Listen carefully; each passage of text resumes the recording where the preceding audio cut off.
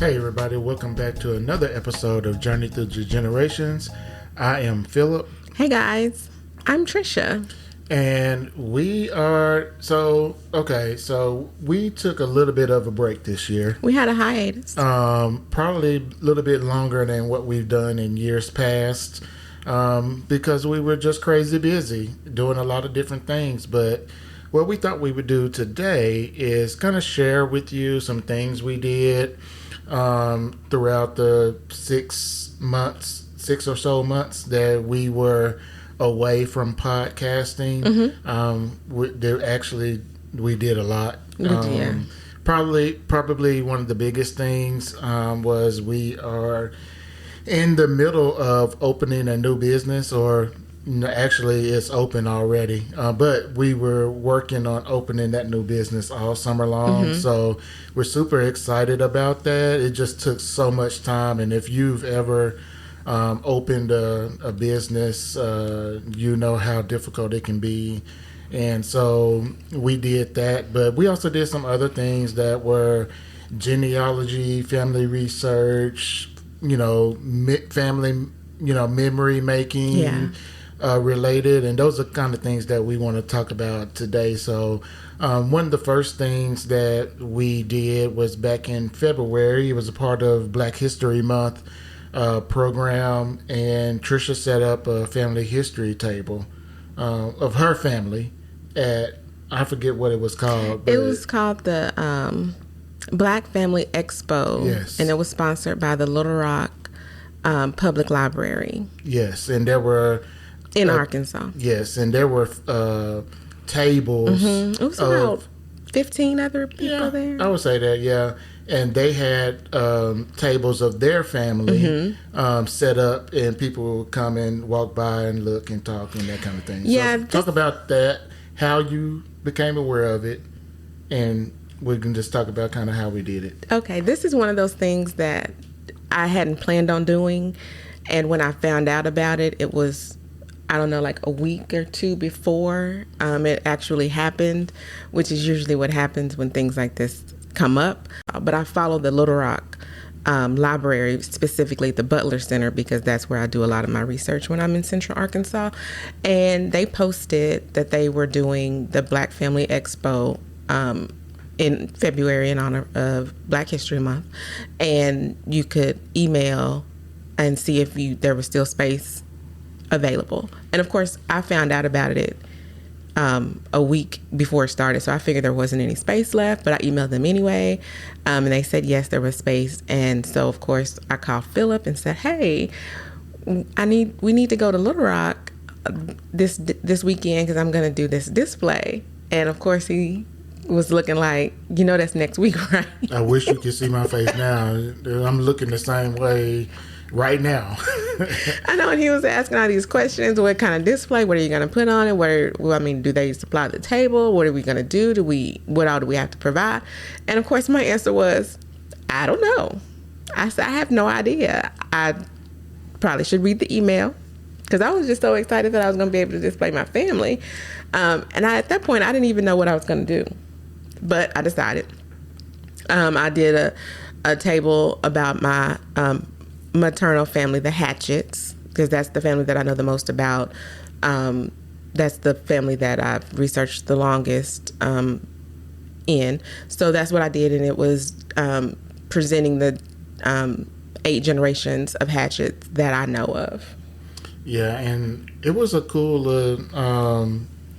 thing that the library put on, and I think Trisha takes advantage of me because she knows that I'm not going to do anything halfway. And so I do not. I think she don't do that. I think she knew that I was going to go full all in on it, because I can't just say, okay, yeah, just throw some pictures on the table and go. No. But anyway. I wouldn't just throw pictures on the table. Even I would want it to look nice. Yeah.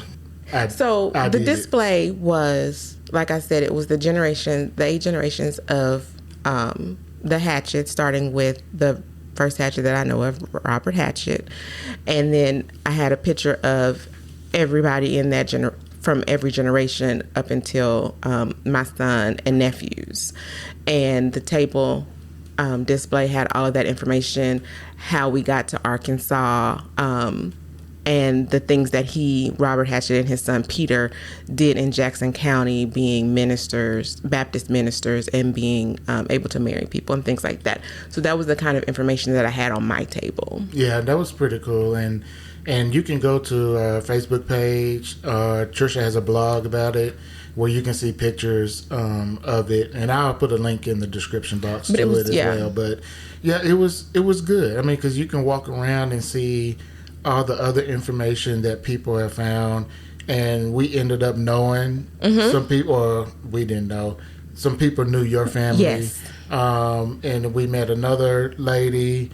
We were able to introduce people to Journey Through the Generations. We had a sign up. We had cards. And I take for granted the information that I know about my family and that I have researched back into 1796 on part of my family, and I do sometimes take that for granted, and I know a lot of people don't know that information. And so to be able to tell people the story of our family and how we moved from Virginia to Alabama and ended up here in Arkansas, and that I'm a 6th generation Arkansan, there were some people there that was truly amazed that I was able to find this information. Yeah, for sure. So this was, of course, a different way for me to share, because I'm always talking about sharing your story and telling your story. This was a different way to be able to do it to people that I obviously would have never shared with, because I didn't know any of these people in Little Rock. Mm-hmm. Yeah, and we don't typically travel to do things like this, but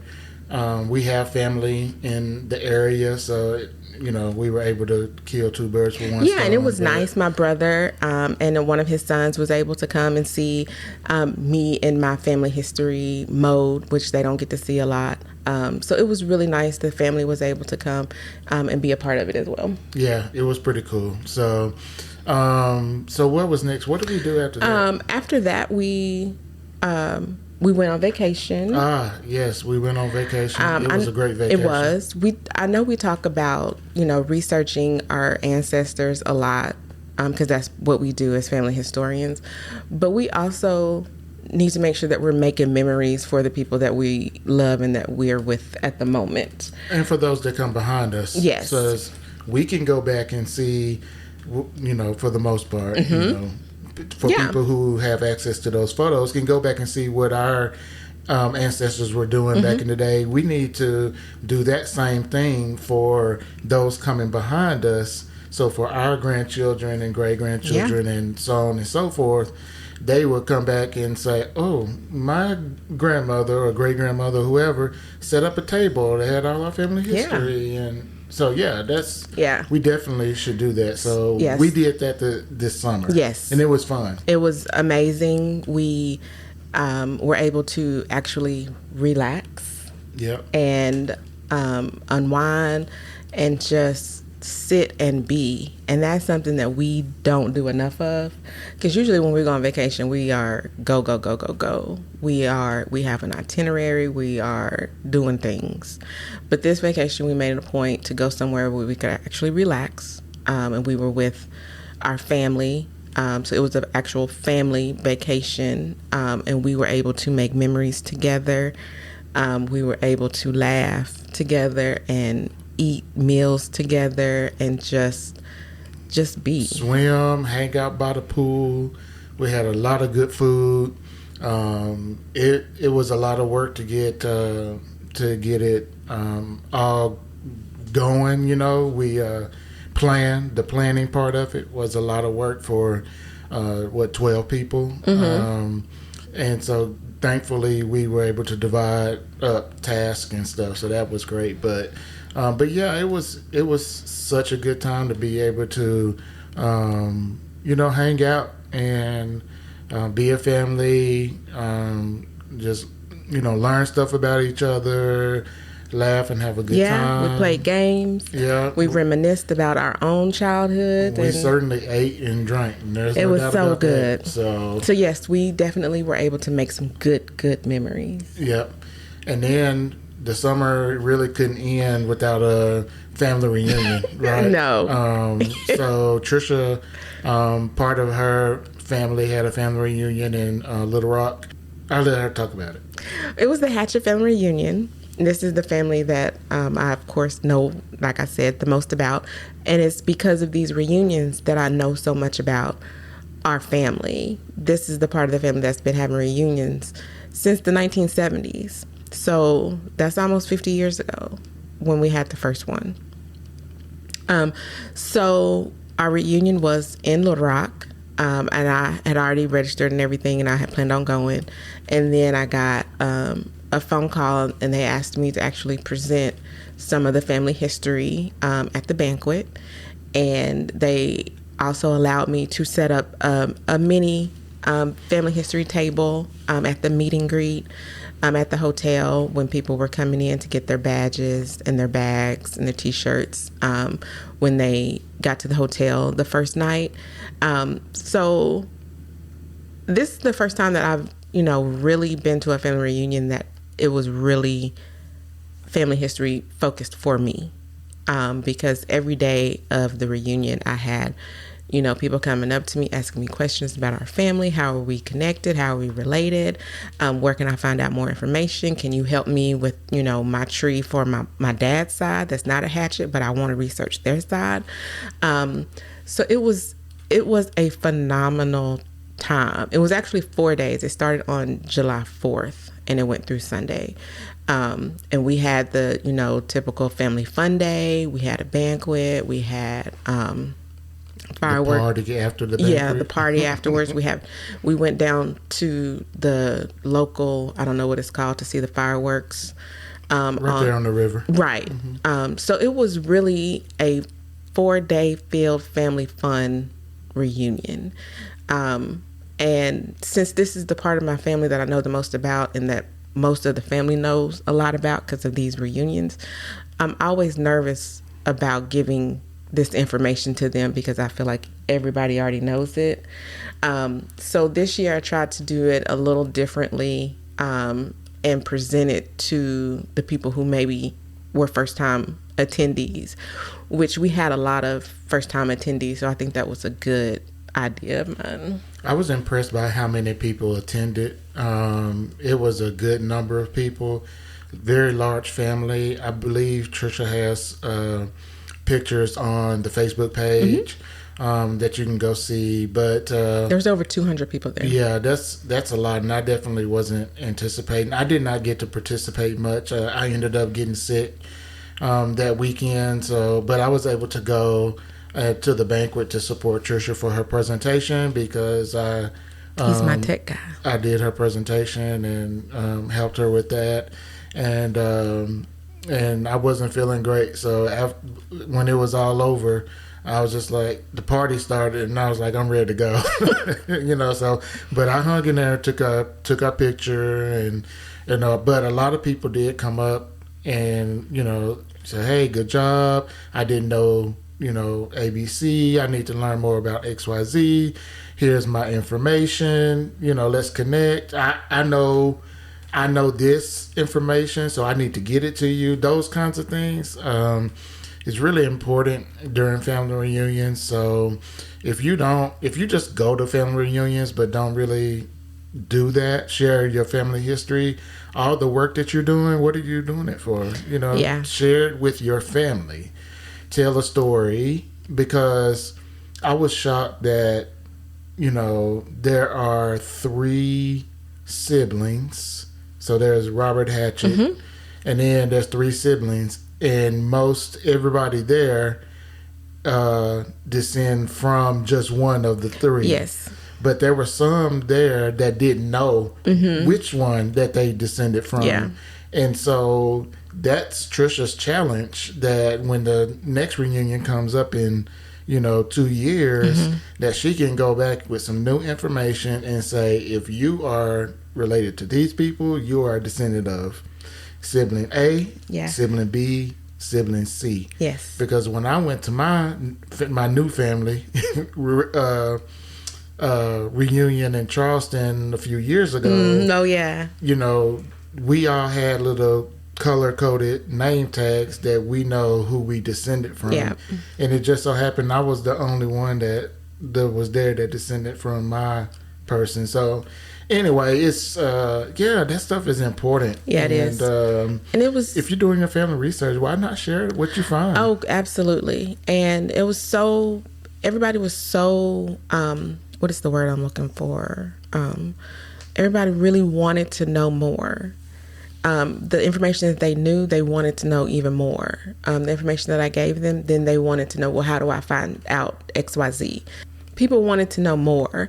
And for me, that was so exciting because I'm usually by myself in a library or on my computer doing this research. And it's not very often that I can see other people's excitement about the information that I'm giving them or the information that I have found. So that was just so nice to see. And then we also talk about a lot that we want our younger people to get involved in the family research and learning more about the family. And the thing that I liked about the reunion, Trisha's reunion, was that this was the first year, and correct me if I'm wrong, this is how I understood it, that this was the first reunion that some of the younger people planned it. Correct. And next year, it looked to be, or not next year, but next reunion, that it's going to be an even younger group of people who are getting involved in planning the family reunion. And you have all those people in one place, let's, tell the family history while they're there, and you have their attention, because you're not going to have their attention when they leave their room. Exactly. And it's our family, and everybody who wants to know it, I want to be able to share it with them so they can have it and for future generations. Yeah, for sure. And yeah, it was a good time for the part that I was able to attend, but Trisha seemed to have a good time and being able to share the family history, and people seemed to be excited, so it was good. I definitely enjoyed it. And then later on, for my birthday, I did something for myself this year for my birthday. I got myself a gift, and I registered for a genealogy consultation with the International African American Museum.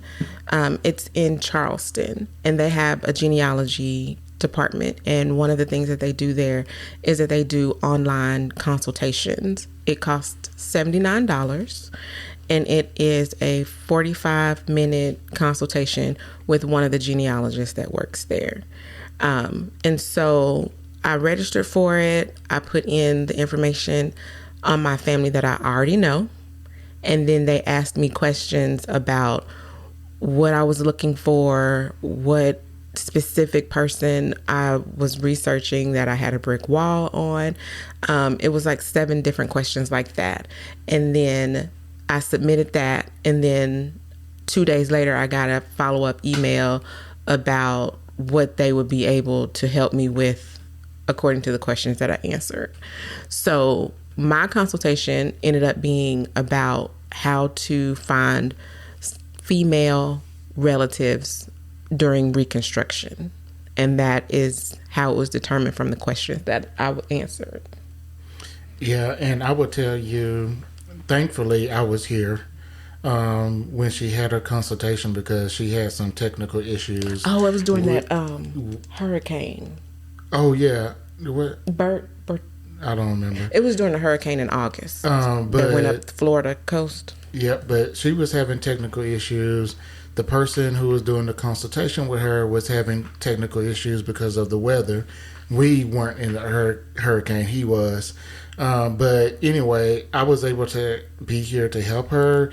But you definitely want to make sure if you do something like this, anytime, whether it's for a conference or just a meeting, you want to double check and make sure that your Zoom or whatever platform you're using actually works before the consultation or the meeting, because you only get a certain amount of time, and you don't want to waste your time that you paid for trying to figure out why your mic doesn't work. You don't want to do that. And so So just a little tip for you. But yeah, I thought that was cool, to do your consultation. But you did find information or learn something from him that'll help you, right? Yes. Have you used any of those tools? I have. And did you find anything? I have found information on. I found leads on how to get more information. I haven't found the exact information I'm looking for, but I still have work to do. That's good, because this doesn't, just because you do a consultation doesn't mean you're going to find the information. That's not what it is. It's tips, it's tricks, it's resources of you that you have to go and research in reference to find the information yourself. They're not going to find it for you. No. That's not what this is. He was able to tell me about, databases and collections that I obviously don't know about. And the way I explained it to him is that the individuals, these women during Reconstruction, obviously I presume that they were enslaved before the Civil War. But these particular women were not from Arkansas, and I do most of my research in Arkansas because of, obviously, that's where most of my family is from. So this is the area in Alabama that I'm not familiar with. So he was able to tell me how to research better online in Alabama. And then once I've, done all the research I can online and I'm able to actually go to Alabama, he told me, the resources, the in-person resources. So he was able to tell me about collections that I didn't know about. And then also, even though they were free when I'm researching them now, to be able to find about their family, I would have to research their enslaved owner and their plantation, of which I really have never had to do yet, because the enslaved people that I know I got from oral history. So I never had to find out like inventory records and the plantation records and things like that. So he gave me a methodology on how to research plantation records and specifically estate inventories and tax records, because like Dr. Shelley Murphy always says, when you are researching enslaved people, you follow the money, the land, and the water. So in this case, I would follow the money, as in the estate records and the tax records, because that is more than likely how I would be able to find them, my enslaved ancestors, by name. Yeah. So it sounds like that was good for you. Yes. And I'll put a link to the museum consultation where Trisha did her consultation. I'll put that in the link in the description box of this particular episode. Yes, so I got a lot out of it. I enjoyed it. He was very nice. And like I said, I still have work to do, but that's just part of family history. It just keeps going. Yeah. And that was it for our spring and summer. Then the summer was over after that, and we had to get back to real life and work and opening a business and life and, things that we do on a regular basis. Well, you may be sitting there listening to this thinking, well, Phillip, what did you do this summer that involves family research or genealogy? And my answer to that question is not one single thing. That's not true. That is true. You helped me with all of this. No, I'm talking about for me. Oh, your personal research. Yeah, I didn't do a single thing. And that's not really all the way true either. It's not. Because I did do, I did attempt to start back with our Genealogy Tuesdays, where we would every Tuesday take some time and do some sort of genealogy family research. Mm-hmm. And I attempted to do that a couple of times. It didn't last long, but I was able to do a little bit. Yeah. And some of the times when Trisha went to libraries, we did spend some time doing some digitizing of records as well, which we'll have a future episode talking about digitizing records. But yeah, I was able to do a little bit of research during that time too. It was hard because we were working, like I said, on opening a business, so that was a lot of my focus. But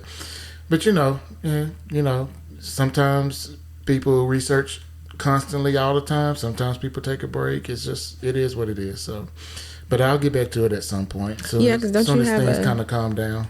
Don't you have a Cummings lead that you are working on from the Y DNA you did? Yeah, but I haven't done anything. Oh, okay.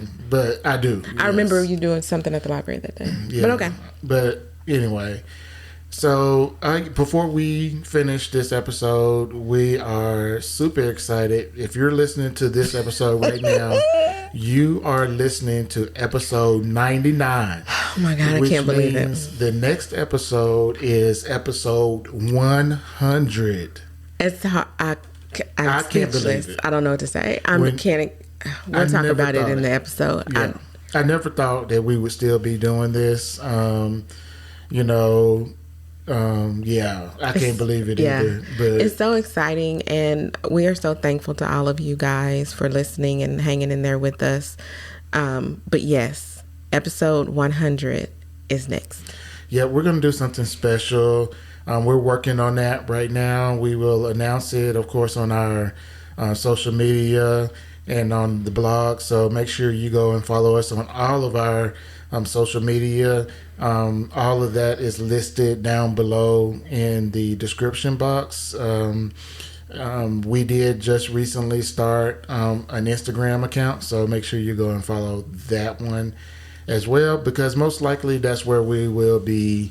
There in Facebook is where we will be posting information about it. So super, super, super excited about the next episode 100. I'm so excited. Yeah, we knew we were going to get here, back in February, but then we took a hiatus.